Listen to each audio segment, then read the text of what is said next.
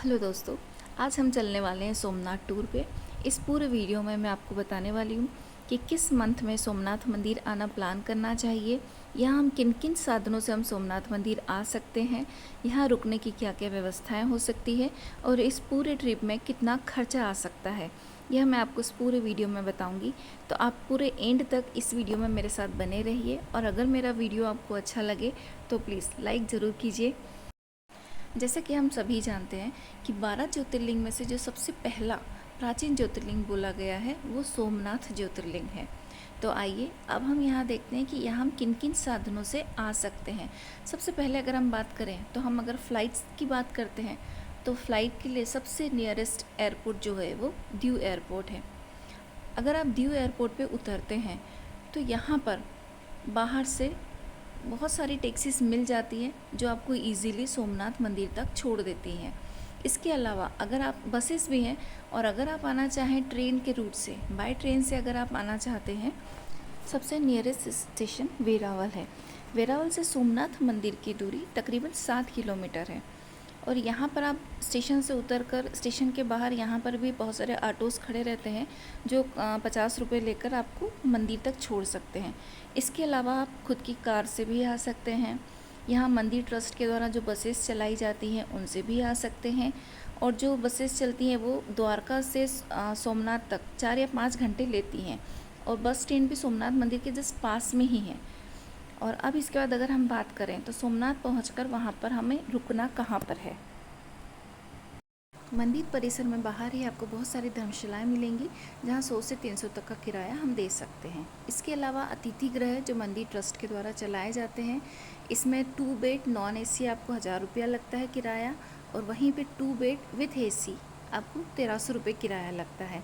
इसके अलावा अगर प्राइवेट रूम्स हम देखें जो होटल्स में, प्राइवेट होटल्स में आप ले सकते हैं, इसका किराया भी 700 से लेके 1500 तक होता है, पर फैसिलिटीज़ अच्छी रहती है। इनके अलावा वहाँ पर मंदिर ट्रस्ट के द्वारा लीलावती और माहेश्वरी डाइनिंग हॉल्स होते हैं जहाँ पर लीलावती में 70 रुपये और माहेश्वरी में 80 रुपये थाली का होता है। यहाँ पर गुजराती थाली दी जाती है। यह खाना भी 2 स्लॉट में होता है, फर्स्ट 11 से 3 में और सेकंड स्लॉट 7 से 9:30 बजे तक होता है। तो यहाँ आप गुजराती थाली का आनंद ले सकते हैं। इसके अलावा अगर हम कुछ और खाना चाहें, चाइनीज़ है, नूडल्स हैं या और भी अदर बहुत सारी चीज़ें होती हैं, तो ये मंदिर परिसर के बाहर ही बहुत सारे स्टॉल लगे हैं। सोमनाथ मंदिर पर कम से कम 17 बार आक्रमण किया गया और इसे हर बार बहुत बर्बरता से तोड़ा गया है और उतने ही प्यार से इसका फिर से निर्माण कराया गया है। अभी एट प्रेजेंट जो हम मंदिर देख रहे हैं, स्वतंत्रता के बाद लौह पुरुष सरदार वल्लभ भाई पटेल ने इसका निर्माण करवाया था। समुद्र का जल लेकर इनका संकल्प किया था मंदिर निर्माण का। यहाँ पर जो आरती होती है वो भी बहुत भव्य होती है और माना जाता है कि भाग्यशाली लोग ही आरती में सम्मिलित होते हैं। यहाँ आरती भी 3 टाइम होती है, 7 बजे, दोपहर 12 बजे और फिर शाम को 7 बजे। जानकारों के अनुसार यह एक दिशा दर्शक स्तंभ है जिसमें समुद्र की तरफ इंगित करता हुआ एक बाण है, इसलिए इसे बाण स्तंभ कहा जाता है। और कहा जाता है कि ये साउथ पोल की तरफ, मतलब इसका ये एरो का निशान है जिसमें मंदिर से लेकर साउथ पोल तक बीच में कोई रुकावट नहीं है, अंटार्कटिका तक, इसलिए इसे बाण स्तंभ कहा जाता है और इसकी बहुत महत्ता है। अब बात करते हैं कि यहाँ किस समय आना उचित होगा।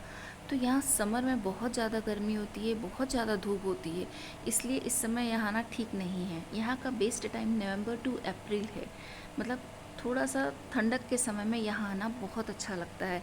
वैसे तो किसी भी सीज़न में यहाँ आ सकते हैं सोमनाथ मंदिर में दर्शन करने के लिए। आपको बता दें दोस्तों, मंदिर के अंदर कुछ भी अलाउड नहीं है ले जाना। मोबाइल, लीदर पर्स, बेल्ट, गाड़ी की चाबी, ये सब कुछ आपको मंदिर के एंटर पे ही लॉकर सर्विस है, फ्री लॉकर सर्विस, वहाँ पर जमा करना पड़ता है। 12 ज्योतिर्लिंग में से एक ज्योतिर्लिंग जो सोमनाथ मंदिर है, ये हिंदुओं का बहुत ही प्रसिद्ध मंदिर है। सोमनाथ मंदिर के पीछे ही पुराना सोमनाथ मंदिर है जो अहिल्या देवी ने बनवाया था, जिसका निर्माण उन्होंने कराया था। यहाँ पर हम अंदर शिवलिंग के पास जाकर पूजा कर सकते हैं। सोमनाथ मंदिर में गर्भगृह में किसी को भी जाने की अनुमति नहीं है, पर यहाँ पुराने सोमनाथ मंदिर में हम पूजा दर्शन आदि कर सकते हैं। सोमनाथ मंदिर के कैंपस में ही रोज़ शाम को 1 घंटे का साउंड एंड लाइट शो चलता है जिसमें सोमनाथ मंदिर के इतिहास का सचित्र वर्णन बहुत ही शानदार तरीके से किया गया है। और ये पूरा लाइट शो अमिताभ बच्चन जी की आवाज़ में रिकॉर्ड है। यहाँ का टिकट 30 रुपये है और टिकट काउंटर 6 से 6:30 तक ही ओपन रहता है। नियरेस्ट प्लेसेस घूमने के लिए वहाँ पर ऑटो रिक्शाज होते हैं जो कम से कम 500 या 600 रुपया कुछ लेते हैं। सोमनाथ मंदिर से 1 किलोमीटर की दूरी पर है भालका तीर्थ मंदिर, जो श्री कृष्ण जी का मंदिर है। कहा जाता है कि आखिरी लम्हे जो थे श्री कृष्ण जी ने वो उन्होंने यहीं बिताए थे। एक पीपल के पेड़ के नीचे जब श्री कृष्ण जी आराम कर रहे थे तब एक जर नामक शिकारी ने उन पर तीर चलाया था, जिससे वो घायल अवस्था में सोमनाथ मंदिर से 1.5 किलोमीटर दूर एक हिरण नामक नदी है, उस नदी में वो पंचतत्व में विलीन हुए थे और वहीं से वो बैंकुट धाम गए थे। पर उनके पैरों के निशान उस नदी के पास में अभी भी हैं। उसे पूरे विश्व में वो देहोत्सर्ग नाम से प्रसिद्ध है। यहाँ इस मंदिर की खासियत ये है कि यहाँ श्री कृष्ण जी की मूर्ति विश्राम अवस्था में लेटी हुई है और बाकी जगह पे आप देखते हैं कि खड़ी हुई मूर्ति रहती है। यहाँ की ऐसी मान्यता है कि जो भी भक्तजन यहाँ सच्चे मन से कुछ मांगते हैं तो उनकी मनोकामना जरूर पूर्ण होती है। हजारों की संख्या में यहाँ रोज़ बहुत सारे कृष्ण भक्त आते हैं। इसके बाद अगली जो प्लेस है जो हम विज़िट कर सकते हैं वो है त्रिवेणी संगम। ये कम से कम 1.5 या 2 किलोमीटर दूर है सोमनाथ मंदिर से और यहाँ पर हिरण्य, कपिला और सरस्वती नदी का संगम हुआ था।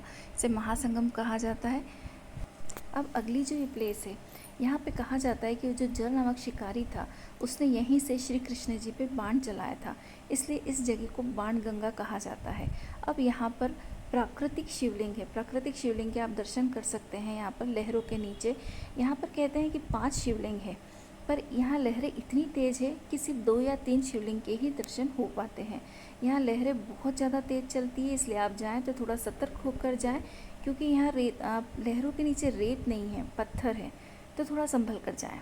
तो अब बारी आती है दोस्तों कि सोमनाथ ट्रिप के लिए कितने दिन पर्याप्त हैं। तो 2 दिन सफिशिएंट है सोमनाथ ट्रिप के लिए। 2 दिन में आप ये सारी प्लेसेस विज़िट कर सकते हैं बहुत ही अच्छे से। और अगर यहाँ का खर्चा देखा जाए तो पर पर्सन 2000 हम मान सकते हैं, इतना खर्चा। इसमें वो सब कुछ इंक्लूड नहीं है जो आपका आवागमन का जो साधन है, जैसे आप ट्रेन रूट, बस रूट या फ़्लाइट से कहीं से आ रहे हैं, तो वो खर्चा इसमें इंक्लूड नहीं है। यहाँ का खर्चा सिर्फ होटल, रहना, खाना, ये सब कुछ है। फिर मिलेंगे किसी नए ब्लॉग में, तब तक के लिए स्वस्थ रहिए, मस्त रहिए। आपको आज की जानकारी कैसी लगी दोस्तों, मुझे ज़रूर बताइएगा। Thank you.